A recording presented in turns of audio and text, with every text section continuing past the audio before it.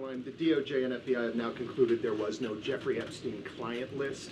What do you tell MAGA supporters who say they want anyone involved in Jeffrey Epstein's alleged crimes to be held accountable? This administration wants anyone who has ever committed a crime to be held accountable, and I would argue this administration has done more to lock up bad guys than certainly the previous administration.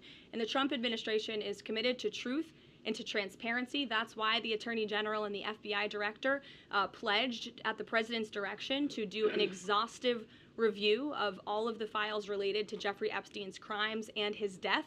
And they put out a memo in conclusion of that review. There was material they did not release because, frankly, it was incredibly graphic and it contained child pornography, which is not something that's appropriate for public consumption.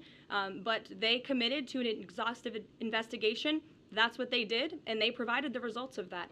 That's transparency. Follow up on that, Sure. Karoline. Okay, so the FBI looks at the circumstances surrounding the death of Jeffrey Epstein.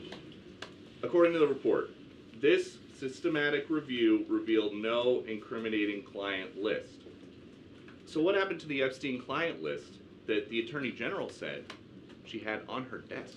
Well, I think if you go back and look at what the Attorney General said in that interview, which was on your network on Fox News. Got the quote. Go ahead. John Roberts said, DOJ may be releasing the list of Jeffrey Epstein's clients. Will that really happen? And she said, it's sitting on my desk right now to review.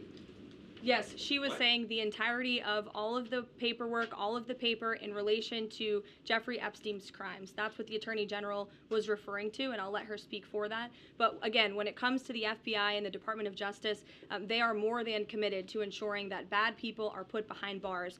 They have an operation going on right now called Summer Heat, which has our murder rate trending in the lowest direction in United States history. Their emphasis on violent crime and locking up violent criminals has led to the arrest of 14,000 violent criminals. That's a 62% increase from the same time period last year. So this Attorney General and the FBI Director are committed to putting bad people behind bars where they belong.